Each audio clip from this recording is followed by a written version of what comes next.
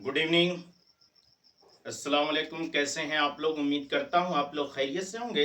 चलिए बच्चों, आज पढ़ाई की शुरुआत करते हैं और समझते हैं हैज़ का नियम क्या है। लॉ ऑफ हैज़ क्या है, इसे हम जरा जरा सा समझते हैं। देखिए, हैस नामक वैज्ञानिक ने, ये रशियन वैज्ञानिक था। इस रशियन वैज्ञानिक ने सन 1840 ईस्वी में हैस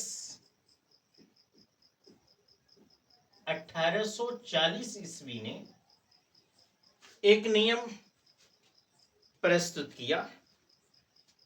इनके द्वारा उष्मा संकलन योग का एक नियम दिया गया। किसका? हैस 1840 द्वारा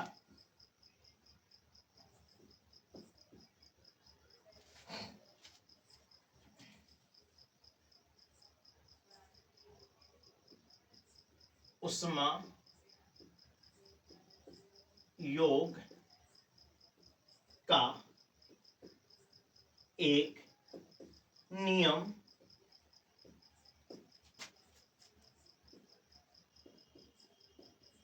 प्रस्तुत किया गया,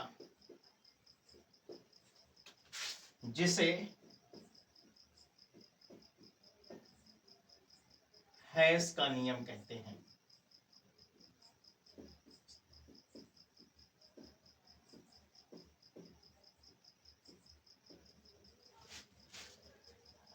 क्या क्या इन्होंने नियम दिया था?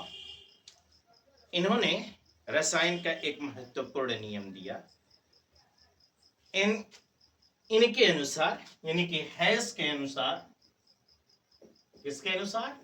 हैस के अनुसार, हैस के कथन के अनुसार हैस का यह कहना था कि कोई रासायनिक अभिक्रिया एक पद में हो या कई पदों में हो, अभिक्रिया की एंथैल्पी जो होगी वो समान होगी।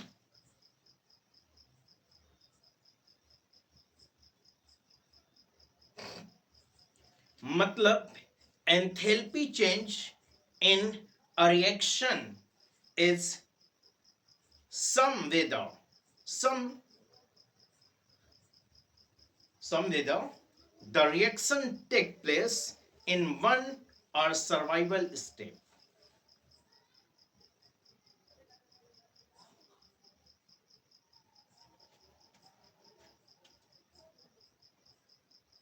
मतलब कि अगर आप जो है, ये कहने का मतलब उनका है कि कोई अभिक्रिया ए है, कोई एक अभिक्रिया है ए, उसे बी बनना है, वो बी बनती है और डायरेक्ट बन जाती है, एक ही पद में बन जाती है। लेकिन ये कई पदों में भी हो तो भी एंथैल्पी इसकी समान होगी। जैसे मिसाल के तौर पर, अब मुझे आजमगढ़ से निकल करके दिल्ली के लिए जाना है। अब आजमगढ़ से दिल्ली जाने के लिए मैं डायरेक्ट चला जाऊं। पहली कंडीशन यह है कि मैं क्या हो जाऊं? डायरेक्ट चला जाऊं। एक चीज क्लियर। या ये हो कि मैं डायरेक्ट न जा करके मैं यहां से लखनऊ जाऊं, लखनऊ से अलीगढ़ जाऊं, अलीगढ़ से फिर दिल्ली चला जाऊं नोएडा होते हुए। तो मैं जा तो कई स्टेप में रहा हूं, जा तो कई स्टेप में रहा हूं, कई जगहों से होता हुआ जा रहा हूं, लेकिन जा कहां रहा हूं? दिल्ली ही जा रहा हूं। तो उसके लिए इन्होंने नियम दिया कि कोई रासायनिक अभिक्रिया सीधी एक पद में कराई जाए या एक से अधिक माध्यमिक पदों में कराई जाए तो उसमें अवशोषण जो ऊर्जा का होता है या इसमें उत्सर्जन, माफ कीजिएगा, उष्मा का अवशोषण या उत्सर्जन की नेट मात्रा जो होती है वह समान होती है। ये जो है हैस का नियम, स्थिर हैस का नियम या स्थिर उष्मा संकलन नियम कहलाता है। यानी कि इनके अनुसार इन्होंने ये बात कही कि कोई रासायनिक अभिक्रिया एक पद में हो या कई पद में हो, अभिक्रिया एंथैल्पी समान होगी। क्या होगा? कोई रासायनिक अभिक्रिया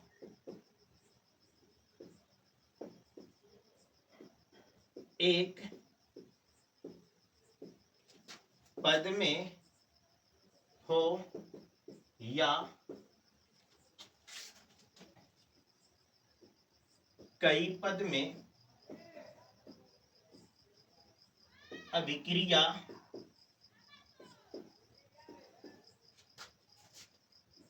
एंथैल्पी समान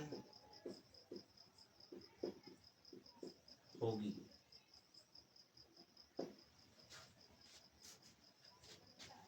इनके अनुसार इन्होंने ये बात कही कि क्या होगा, यदि कोई अभिक्रिया हम करा रहे हैं, कोई अभिक्रिया हो रही है, तो इस अभिक्रिया के होने के लिए क्या हो, कंडीशन क्या होनी चाहिए? इस अभिक्रिया को कराने के लिए ये हो कि या तो एक पद में कराएं या कई पद में कराएं। मतलब ए से बी बनने के लिए, ए से बी रिएक्शन होने के लिए ये कई पदों में रिएक्शन हो या एक ही पद में हो जाए, इससे कोई फर्क नहीं पड़ता। अभी मैं आपको एग्जांपल दे देता हूं। चलिए, इनके अनुसार या हम क्या कर सकते हैं, इसकी डिफिनीशन हम इस तरह से लिख सकते हैं कि कोई रासायनिक अभिक्रिया सीधी एक पद में कराई जाए, कोई रासायनिक अभिक्रिया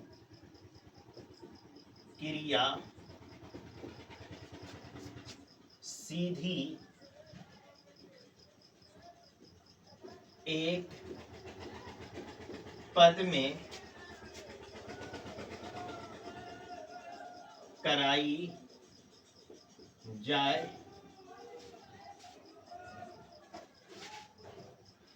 या कोई अभिक्रिया एक पद में कराई जाए या एक से अधिक पदों में कराई जाए, है ना। एक से अधिक पदों में, अभिक्रिया में एक से अधिक पदों में अभिक्रिया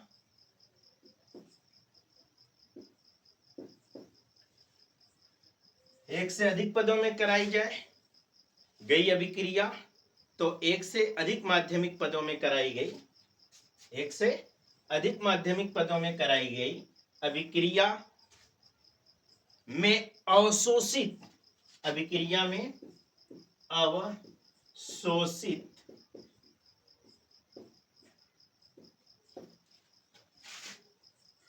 या उत्सर्जित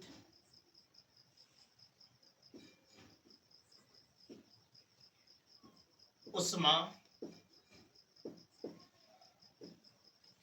उत्सर्जित उष्मा क्या होगी, उष्मा की नेट मात्रा समान होती है। ये चीजें हैं। क्लियर? हमने क्या कहा कि कोई अभिक्रिया है, इसे कराया जाए अभिक्रिया को, तो अभिक्रिया कराने के लिए हमने कहा कि एक पद में कराई जाए या एक से अधिक पदों में कराया जाए। तो इसके लिए हम एक एग्जाम्पल समझते हैं, उदाहरण समझते हैं। क्या समझते हैं? एग्जाम्पल, एक उदाहरण समझते हैं, बात कर लेते हैं एक एग्जाम्पल से।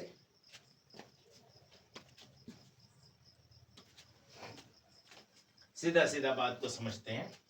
जैसे एक कोई अभिक्रिया है, ए है, इससे कोई एक पदार्थ है ए, एक रिएक्टेंट है ए, इससे कोई बन रहा है पदार्थ बी प्लस इसमें क्यू हो रहा है।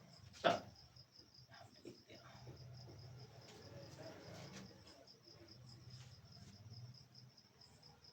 क्यू क्या है? ए क्या है? रिएक्टेंट है, बी है प्रोडक्ट, जहां लिख सकते हैं जहां ए रिएक्टेंट है, ए अभिकारक, बी उत्पाद,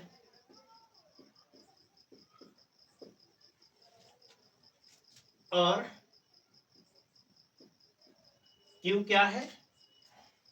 यह उत्सर्जित उष्मा,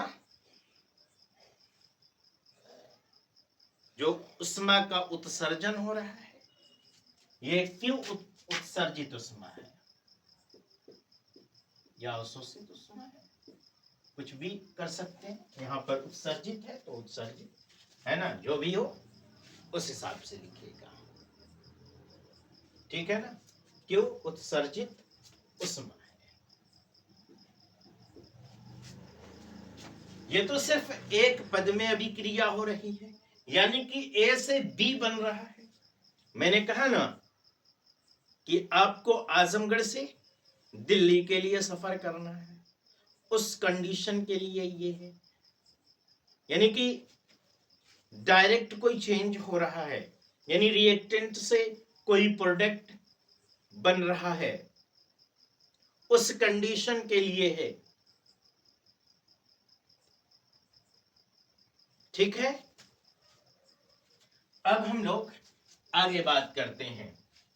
यदि मान लो कि माध्यमिक पदों में हो रही है, अब एक से अधिक पदों में, अधिक माध्यमिक पदों में अभिक्रिया हो रही है ना, अधिक माध्यमिक पदों में हो रही है। कैसे हो रही है? माध्यमिक पदों में, यहां पर लिख लीजिए। तो अब जो है अभिक्रिया, अब मान लो माध्यमिक पदों में हो रही है, तब अब मान लो माध्यमिक पदों में, माध्यमिक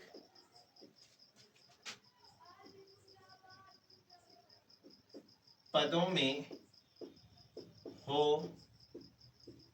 रही है, तब उस कंडीशन के लिए क्या होगा? तब क्या होगा? क्या होगा? क्या होगा? यानी कि ए से बी बनने के लिए क्या होगा?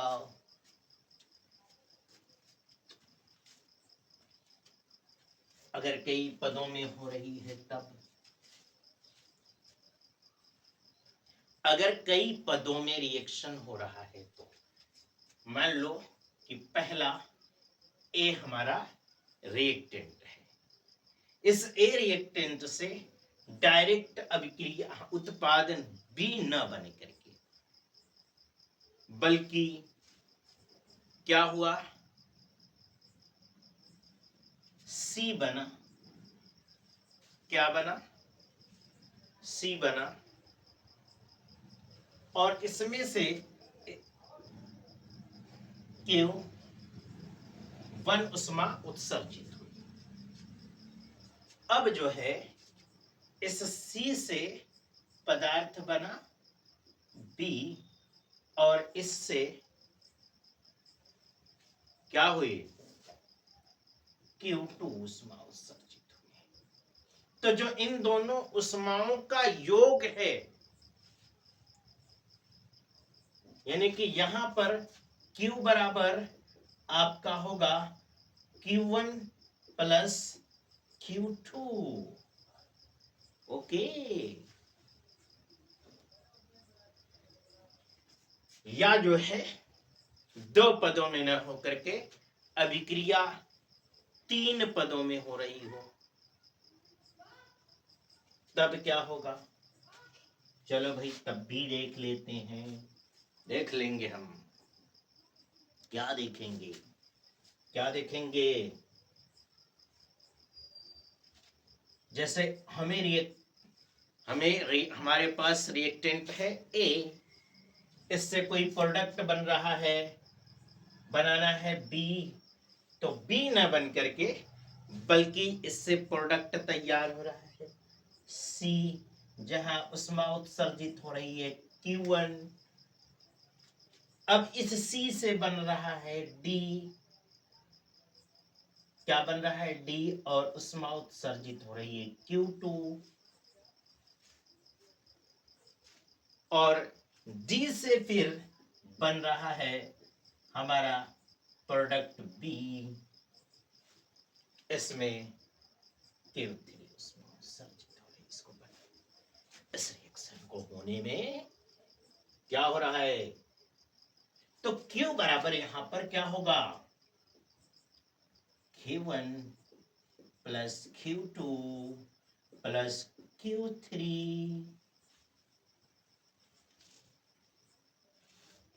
और ये Q1 Q2 Q3 क्या है?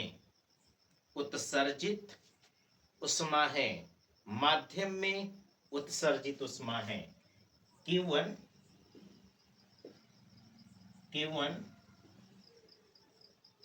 Q2 Q3, ये जो है उष्मा का उत्सर्जन है, उत्सर्जित उष्मा है, माध्यम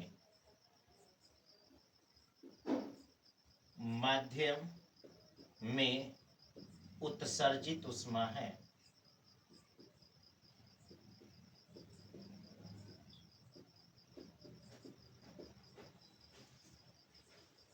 क्लियर? नोट कर लीजिए, नोट कर लीजिए, फटाफट नोट कर लीजिए। नोट करेंगे तभी तो मैं इसे मिटाऊंगा। क्लीन कर लो, मिटा। नोट कर लिया। अब हम लोग आगे बात कर लेते हैं इसके उदाहरण के बारे में। एक आध उदाहरण देखते हैं, बिल्कुल आसान है ये। वह आसान कैसे है मैं आपको बताता हूं। कैसे है आसान? एक रिएक्शन है, बड़ा सिंपल सा रिएक्शन है। ये है आपका कार्बन, और इस कार्बन से आपका बन रहा है क्या? कार्बन से बन रहा है, ऑक्सीजन क्रिया कर रहा है। क्या कर रहा है? ऑक्सीजन क्रिया कर रहा है, और ऑक्सीजन क्रिया करके इस कार्बन के साथ बना रहा है कार्बन डाइऑक्साइड। ओके, रिएक्शन हुआ, और रिएक्शन के बाद बना क्या? कार्बन से कार्बन डाइऑक्साइड, जिसके लिए उष्मा की जरूरत। उष्मा, इसमें कितना उष्मा का जो उत्सर्जन हुआ वह हुआ कितना? 393.5 किलो जूल, या 94 कैलोरी ऊर्जा की खपत हुई। कितना हो, 94 या 393, जो भी हमें सही वो नोट कर लेते हैं। दोनों तरीका मैं आपको बता देता हूं। चलो 393 मान लेते हैं। उस्मा निकल गई इसमें से। लो, कार्बन डाइऑक्साइड बनने में उस्मा निकल गई, कितना, उष्मा का उत्सर्जन कितना हो गया, कार्बन से कार्बन डाइऑक्साइड O2 से रिएक्शन हुआ। ये यहां पर Q बराबर क्या हो गया, उष्मा निकल गई। अब जो है इसी कार्बन से हाफ O2 का रिएक्शन करा करके हम इससे तैयार कर लेते हैं CO, कार्बन मोनोऑक्साइड। ये Q1, ये हमको बनाना है कार्बन डाइऑक्साइड। ये आपका प्रथम चरण है, Q1 है। और यहां पर Q1 में जो उष्मा उत्सर्जित हुई है, यानी कि इसका जो एंथैल्पी परिवर्तन जो है, उसमें उष्मा का उत्सर्जन हुआ है कितना, 110.5। यहां Q बराबर 110.5, ये 393.5 है। चलिए, अब इस CO से CO2 बनने के लिए हमने रिएक्शन कराया हाफ O2 से, ऑक्सीजन से किया। और ये आपका जो Q2 है, यहां पर ये जो है उष्मा का उत्सर्जन कर रहा है 283 जूल, 283 जूल। ये Q2 बराबर है, Q2 बराबर है। अब हमने देखो कुछ नहीं किया, मैंने कुछ इसमें किया नहीं, हमने बस इसके डिफिनीशन के बेस पर काम किया है। जो हेस का नियम है, उस नियम के तहत हमने काम किया है। अब नियम ये कह रहा है,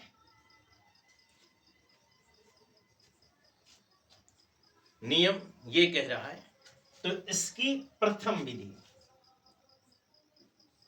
विधि ये है, आप फर्स्ट विधि, प्रथम विधि, जिससे कार्बन से क्या हुआ, कार्बन डाइऑक्साइड का निर्माण हुआ।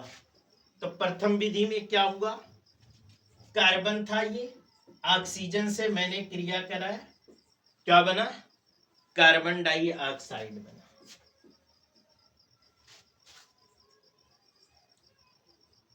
इसका डेल्टा H इक्वल टू, इसमें एंथैल्पी का परिवर्तन, उष्मा का उत्सर्जन 393.5 किलो जूल प्रति। ओके,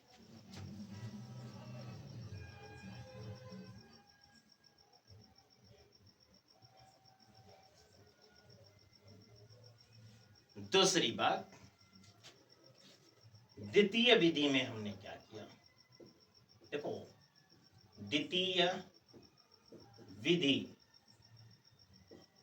विधि में हमने क्या किया, द्वितीय विधि में हमने ये किया कि कार्बन है, इस कार्बन की क्रिया हमने कराई हाफ O2 ले, एक ऑक्सीजन, और कार्बन मोनोऑक्साइड बन गया। यहां पर डेल्टा H जो है, ये बराबर आपका कितना है, 110.5 किलो जूल प्रति मोल। इसमें भी होगा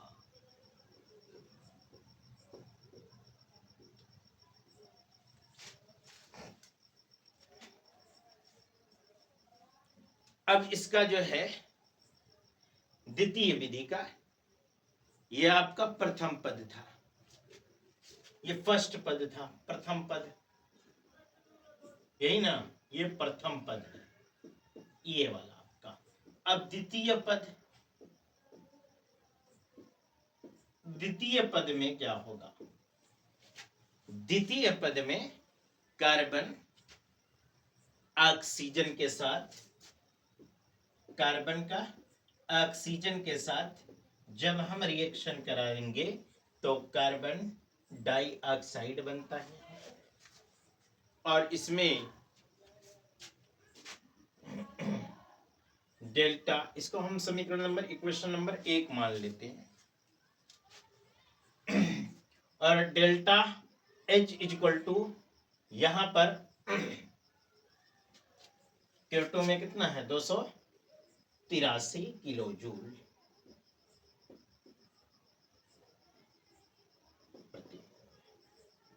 इसको हम इक्वेशन नंबर 2 मान लेते हैं। अब समीकरण 1 व 2 को जोड़ने पर, जोड़ लीजिए समीकरण 1 व समीकरण 2 को जोड़ने पर, तो जब जोड़ा हमने इसे, तो देखो कुछ नहीं, रिएक्शन था आपका C plus half O2 plus, यही था, एरो मार्क CO।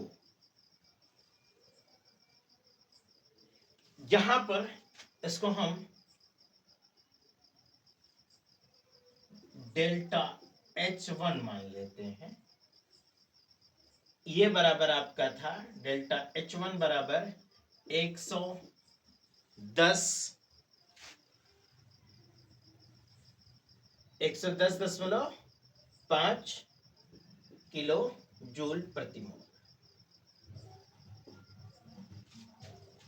अब जो है दूसरी कंडीशन में भी यही बात है, C plus half O2 reaction हुआ और क्या बना?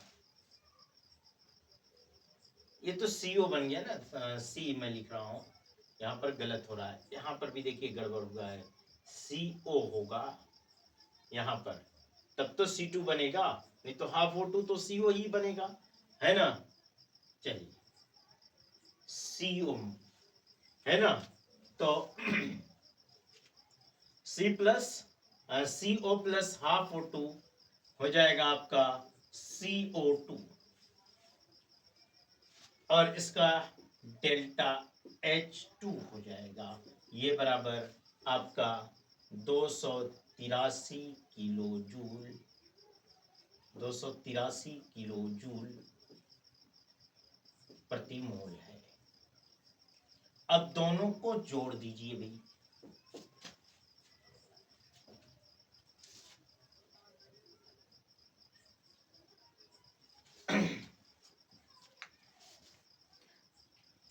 इन दोनों को जोड़ने के बाद क्या हुआ?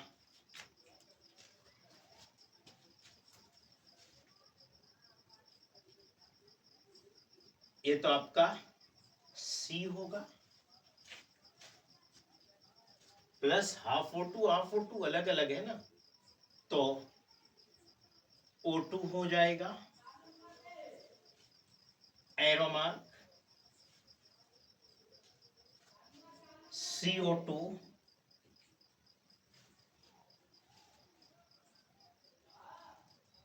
इसका डेल्टा H बराबर H1 प्लस H2, ये बराबर आपका हो जाएगा कितना? 110 और 283, 393 ये 0.5 किलो जूल प्रति मोल। देखो बहुत आसान है।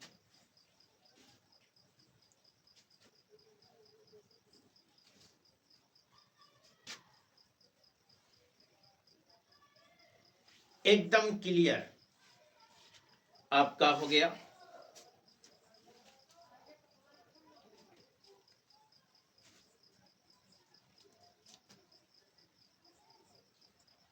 तो ये आपका हैस का नियम है।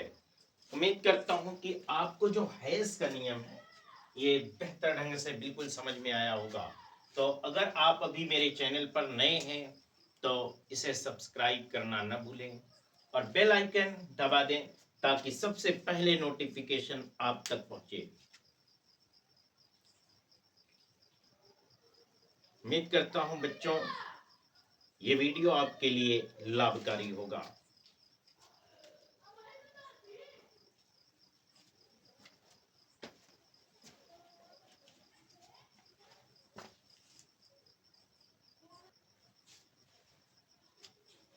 यानी कहने का मतलब ये है कि हैस का जो नियम है वो हैस का नियम का जो फार्मूला है हैस के नियम के अनुसार वह आपका होगा क्या? हैस के नियमानुसार आपका हो जाएगा H delta H is equal to H P क्या होगा? HP माइनस HR होगा एंथैल्पी चेंज के बेसिस पर।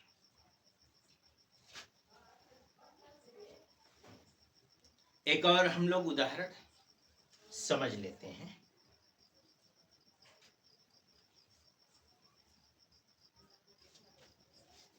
एक एग्जाम्पल और समझते हैं।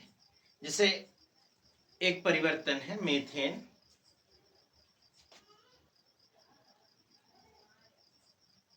है इसका सीधे परिवर्तन न करा करके बल्कि क्या कराया जाए, कार्बन और ऑक्सीजन से क्रिया करा करके कार्बन डाइऑक्साइड और फिर H2 और O2 से क्रिया करा करके H2O कराया जाए। फिर उसके बाद जो है मीथेन का रिएक्शन कराएं, मीथेन को हम जो है कन्वर्ट करें तो बेहतर ढंग से हमें और समझ में आएगा। ये जो है अभिक्रिया है ना, मीथेन का कार्बन डाइऑक्साइड गैस किसके साथ, मीथेन का कार्बन डाइऑक्साइड गैस और जल में परिवर्तन सीधे एक पद में कराया जा सकता है।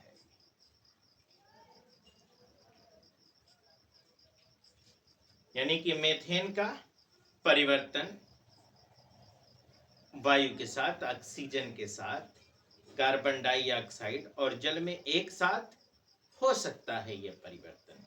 लेकिन यह परिवर्तन कराने के लिए हम चाहे तो इसे कई पद में भी करा सकते हैं। मतलब एक पद में ये क्रिया न करा करके बल्कि कई पदों में क्रिया करा करके देख लेते हैं। दोनों तरीकों से हम इसे समझ लेते हैं। जैसे कार्बन मीथेन गैस है CH4 है, CH4 प्लस O2 रिएक्शन कराया हमने और रिएक्शन के बाद बना आपका क्या, रिएक्शन के बाद आपका बना CO2 प्लस 2H2O बन गया यहां 2। और इस रिएक्शन में जो हीट है, उष्मा है, वह निकली 212.8 कैलोरी उष्मा निकली। कितना निकली, 212.8 उष्मा निकली। अब हम इस रिएक्शन को एक पद में न करा करके, ये तो हमने एक पद में कराया यहाँ पर, लेकिन इसे कई पद में कराएं तब क्या होगा, उस कंडीशन में क्या होगा। तो कई पद में कराएं तब मेथेन का CH4 इसका रिएक्शन हम कराएं मेथेन को कार्बन और किसके साथ 2H2 हाइड्रोजन गैस बनेगी। कार्बन सॉलिड होगा और हाइड्रोजन गैस के रूप में होगी 2H2। इसमें जो हीट है वह निकली कितनी 18 कैलोरी।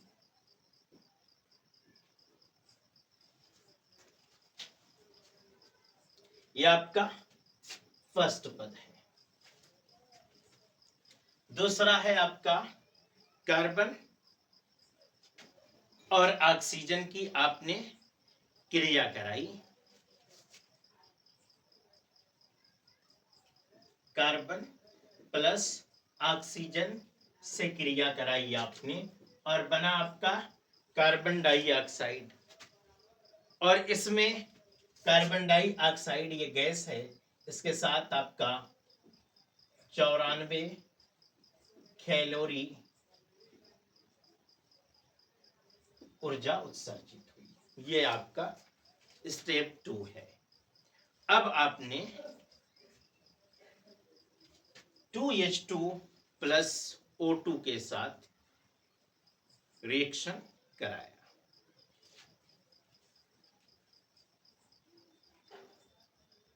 इसके साथ है ना 2H2 प्लस O2 का रिएक्शन आपने कराया। अब आपका ये तैयार हो गया क्या 2H2O और इसमें उष्मा निकली आपकी लिक्विड, ये लिक्विड फॉर्म में है और इसमें उष्मा निकली आपकी 136.8 किलो कैलोरी। 136.8 कैलोरी